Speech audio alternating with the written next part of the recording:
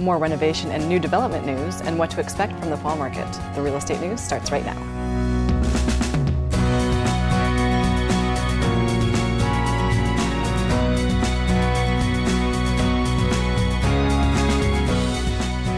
The Lowcountry is a great place to live. Welcome to the Real Estate News. I'm Betsy McDaniel.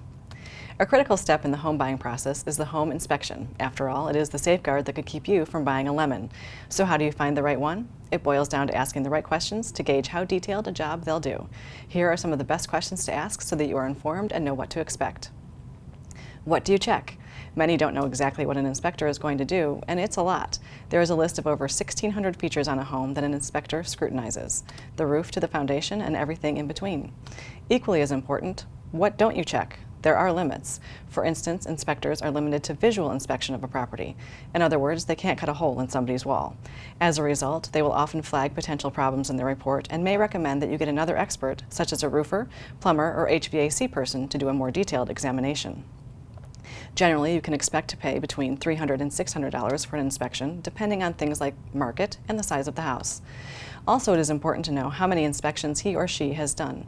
A new inspector doesn't necessarily mean lower quality, but experience can mean a lot, especially if you are considering an older home or one with unusual features. And lastly, it can be helpful to see a sample report before you see your own. Every house has problems, usually several. Luckily, most aren't deal breakers, but a sample report will keep you from panicking when you see your own report.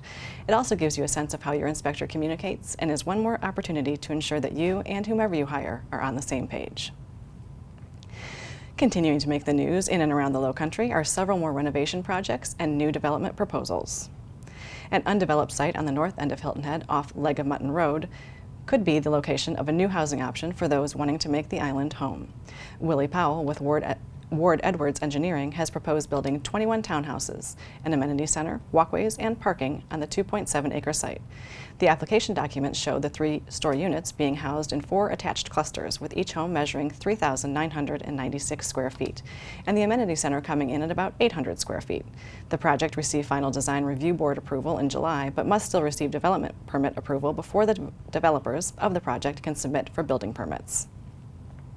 Port Royal Plantation is about to get a brand new beach house. The current beach house, which is almost 40 years old and does not meet federal flood elevation requirements, will be demolished next month to begin construction on a nearly 6,000 square foot replacement. In June 2016, residents of the plantation voted overwhelmingly in favor of the plan and can look forward to a community room, increased decking, a large screen porch, and an ocean room for special events, all overlooking Port Royal Sound and the Atlantic Ocean.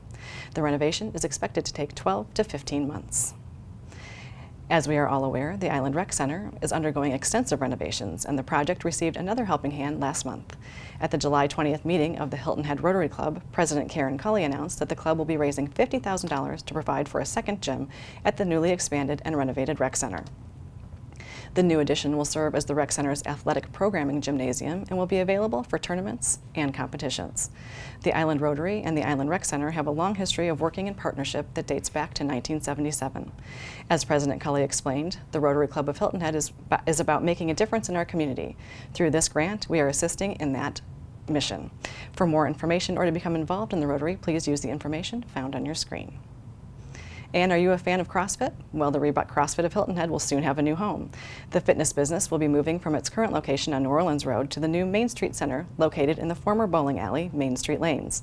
As previously reported, the building is in the process of being redeveloped into 4 or 5 business units. CrossFit will join Osprey Village Thrift on Main and Club Seats Gastropub in the center. Reebok CrossFit offers classes that start as early as 5:30 a.m. and as late as 8:30 p.m. The media sources listed on your screen will have more information on these and other stories, and please like us on Facebook and follow us on Twitter. With predictions on the fall market, Tanner Sutphin joins the show next. Stay with us.